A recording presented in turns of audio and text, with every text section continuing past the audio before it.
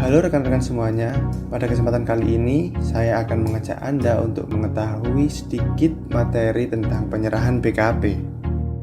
Tentunya materi sudah memperhatikan Undang-Undang Cipta Kerja. 4 subtema yang akan kita pelajari adalah hal-hal yang termasuk penyerahan BKP, yang bukan termasuk penyerahan BKP, pemusatan PPN, serta saat dan tempat terutang PPN tersebut. Apa saja sih yang termasuk penyerahan BKP?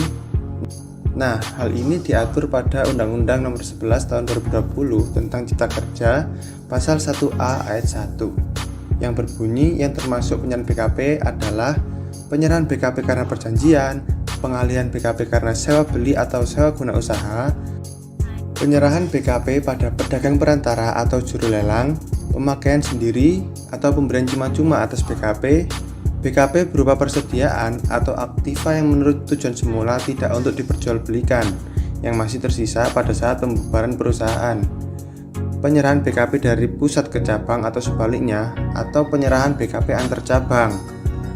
Nah, pada Undang-Undang PPN sebelumnya terdapat penyerahan BKP secara konsinyasi. Di Undang-Undang Cipta Kerja ini dihapuskan. Kemudian yang terakhir ada penyerahan BKP oleh PKP dalam rangka perjanjian pembiayaan yang dilakukan berdasarkan prinsip syariah, yang penyerahannya dianggap langsung dari PKP ke pihak yang membutuhkan BKP. Kemudian yang selanjutnya, apa saja sih yang tidak termasuk ke dalam penyerahan BKP? Nah, sesuai pasal 1A ayat 2 Undang-Undang Cipta Kerja, yang tidak termasuk penyerahan BKP adalah penyerahan BKP ke makelar, penyerahan BKP untuk jaminan utang piutang, penyerahan BKP dalam hal BKP melakukan pemusatan tempat pajak terutang, pengalihan BKP dalam rangka penggabungan, peleburan, pemekaran, pemecahan, dan pengambil alihan usaha, serta pengalihan BKP untuk tujuan setoran modal pengganti saham dengan syarat pihak yang melakukan pengalihan dan yang menerima pengalihan adalah BKP. Yang terakhir, BKP berupa aktiva yang menurut tujuan semula tidak untuk diperjualbelikan, yang masih tersisa pada saat pembubaran perusahaan, dan yang pajak masukan atas perolehannya tidak dapat dikreditkan. Subtema berikutnya adalah pemusatan PPN. Nah, pemusatan tempat terutang artinya administrasi atas PPN atau PPN dan PPNBM dipusatkan di suatu tempat apabila BKP tersebut memiliki beberapa tempat usaha. Contohnya, sebuah badan yang memiliki beberapa tempat usaha yang berbeda atau cabang, baik sebagai tempat operasi, pemasaran, maupun manajemen perusahaan, dapat memilih tempat untuk mengadministrasi PPN atau PPNBM sebagai pemusatan PPN. Nah, berikutnya ada skema pemusatan PPN. Yang pertama, pengusaha tersebut harus telah dikukuhkan sebagai PKP di tempat pemusatan maupun di tempat yang akan dipusatkan. Nah, apabila kedudukan usaha tersebut dinaungi oleh beberapa KPP, maka PKP harus mengajukan permohonan pemusatan tempat terutang PPN agar PKP memiliki satu tempat terutang. Nah, apabila PKP tidak mengajukan permohonan tersebut, maka PKP memiliki beberapa tempat terutang atau tidak melakukan pemusatan PPN. Nah, apabila tempat kedudukan usaha tersebut hanya dinaungi oleh satu KPP, maka PKP tidak perlu mengajukan permohonan pemusatan tempat terutang PPN, karena secara otomatis PKP tersebut hanya memiliki satu tempat terutang atas PPN dan PPNBM, walaupun tidak mengajukan permohonan pemusatan tempat terutang PPN. Nah, berikutnya ada ketentuan tambahan dalam pemusatan PPN ini. Yang pertama, dalam hal PKP memilih satu tempat atau lebih sebagai tempat pemusatan PPN terutang, PKP menyampaikan pemberitahuan secara elektronik kepada Kepala Kanwil DJP tempat pemusatan dengan tembusan kepada Kepala KPP terdaftar. Dalam hal saluran elektronik, PKP dapat mengajukan pemberitahuan secara tertulis kepada Kepala Kanwil DJP tempat pemusatan dengan tembusan kepada Kepala KPP terdaftar.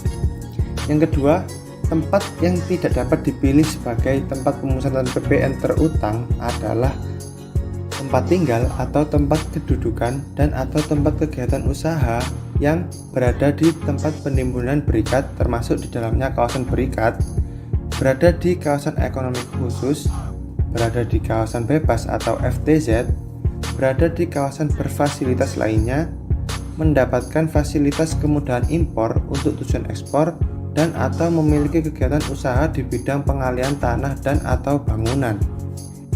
Nah, seperti yang kita ketahui, tempat-tempat tersebut merupakan tempat yang memiliki fasilitas atas PPN maupun PPNBM, baik fasilitas tidak dipungut maupun fasilitas dibebaskan. Hal ini berarti PPN yang disetorkan ke negara tidak ada. Maka, tempat tersebut tidak boleh dijadikan tempat pemusatan PPN. Berikutnya yaitu tempat PPN terutang yang secara nyata tidak memiliki kegiatan usaha dan atau tidak melakukan kegiatan administrasi penyerahan dan administrasi keuangan, tidak dapat dipilih sebagai tempat pemusatan PPN terutang. Nah, subtema yang terakhir adalah saat dan tempat terutang PPN dan PPNBM sesuai pasal 11 Undang-Undang Nomor 42 Tahun 2019 tentang PPN dan PPNBM. Pada ayat 1 dijelaskan, terutangnya PPN atau PPNBM terjadi pada saat penyerahan BKP, impor BKP, penyerahan JKP, pemanfaatan BKPTB dari luar daerah pabean, pemanfaatan JKP dari luar daerah pabean, ekspor BKP berwujud, ekspor BKPTB, atau ekspor JKP. Nah, pada ayat 2 dijelaskan dalam hal pembayaran yang diterima sebelum penyerahan BKP atau sebelum penyerahan JKP atau dalam hal pembayaran dilakukan sebelum dimulainya pemanfaatan BKPTB atau JKP dari luar daerah pabean saat terutangnya PPN atau PPNBM adalah pada saat pembayaran. Intinya, mana yang lebih dahulu antara peristiwa penyerahan atau pemanfaatan dengan pembayaran, di sanalah penentuan saat terutang PPN atau PPNBM. Untuk penyerahan BKP berwujud yang menurut sifat atau hukumnya berupa barang bergerak terjadi pada saat diserahkan secara langsung kepada pembeli, saat diserahkan secara langsung kepada penerima barang, saat diserahkan kepada juru kirim atau pengusaha jasa angkutan, dan harga atas penyerahan BKP diakui sebagai piutang atau penghasilan. Nah, kemudian ada penyerahan BKP berwujud yang menurut sifat atau hukumnya berupa barang yang tidak bergerak, yaitu terjadi pada saat penyerahan hak untuk menggunakan atau menguasai BKP berwujud tersebut secara hukum atau secara nyata kepada pihak pembeli. Kemudian ada penyerahan BKPTB, yaitu terjadi pada saat harga atas penyerahan BKPTB diakui sebagai piutang atau penghasilan atau pada saat diterbitkannya faktur penjualan oleh BKP. Kedua, kontrak atau perjanjian ditandatangani atau saat mulai tersedianya fasilitas atau kemudahan untuk dipakai secara nyata. Kemudian yang selanjutnya ada BKP yang berupa persediaan dan atau aktiva yang menurut tujuan semula tidak untuk diperjualbelikan, yang masih tersisa pada saat pembubaran perusahaan adalah pada saat yang terjadi lebih dahulu di antara saat ditandatanganinya akta pembubaran oleh notaris, berakhirnya jangka waktu pendirian perusahaan, tanggal penetapan pengadilan yang menyatakan perusahaan dibubarkan, atau diketahuinya bahwa perusahaan tersebut nyata-nyata sudah tidak melakukan kegiatan usaha atau dibubarkan. Kemudian yang terakhir ada pengalihan BKP dalam rangka penggabungan, peleburan, pemekaran, pemecahan, dan pengambil alihan usaha yang tidak memenuhi ketentuan pasal 1A ayat 2 huruf D Undang-Undang PPN atau perubahan bentuk usaha terjadi pada saat disepakati atau ditetapkannya penggabungan tersebut sesuai dengan RUPS. Yang kedua, ditandatangannya akta mengenai penggabungan tersebut atau perubahan bentuk usaha oleh notaris. Kemudian untuk impor, yaitu terjadi pada saat barang tersebut dimasukkan ke dalam daerah pabean. Selanjutnya, penyerahan JKP terjadi pada saat harga atas penyerahan JKP diakui sebagai piutang atau penghasilan, kontrak atau perjanjian ditandatangani, dan mulai tersedianya fasilitas atau kemudahan untuk dipakai secara nyata. Kemudian pemanfaatan BKPTB dan atau JKP dari luar daerah pabean terjadi pada saat harga perolehan dinyatakan sebagai utang oleh pihak yang memanfaatkannya. Harga jual BKPTB dan atau penggantian JKP ditagih oleh pihak yang menyerahkan.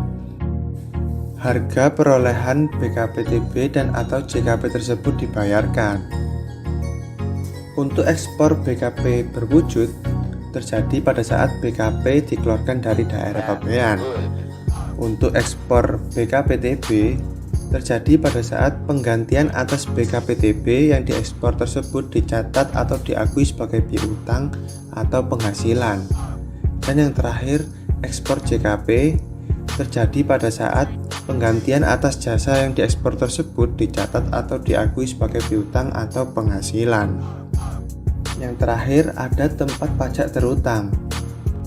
PKP yang melakukan penyerahan terutang pajak di tempat tinggal atau tempat kedudukan dan atau tempat kegiatan usaha dilakukan atau tempat lain yang diatur dengan peraturan Direktur Jenderal Pajak.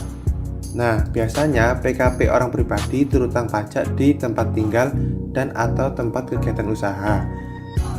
Untuk PKP badan terutang pajak di tempat kedudukan dan tempat kegiatan usaha. Nah, apabila PKP mempunyai satu atau lebih tempat kegiatan usaha di luar tempat tinggal atau tempat kedudukannya, maka setiap tempat tersebut merupakan tempat terutangnya pajak. Dan PKP yang dimaksud wajib melaporkan usahanya untuk dikukuhkan sebagai PKP. Apabila PKP mempunyai lebih dari satu tempat pajak terutang yang berada di satu wilayah kerja kantor Direktorat Jenderal Pajak, maka untuk seluruh tempat terutang tersebut PKP memilih salah satu tempat kegiatan usaha sebagai tempat pajak terutang yang bertanggung jawab untuk seluruh tempat kegiatan usahanya, kecuali apabila PKP tersebut menghendaki lebih dari satu tempat pajak terutang. Maka PKP wajib memberitahukan kepada Direktur Jenderal Pajak. Dan dalam hal tertentu, Direktur Jenderal Pajak dapat menetapkan tempat lain selain tempat tinggal atau tempat kedudukan dan tempat kegiatan usaha sebagai tempat pajak.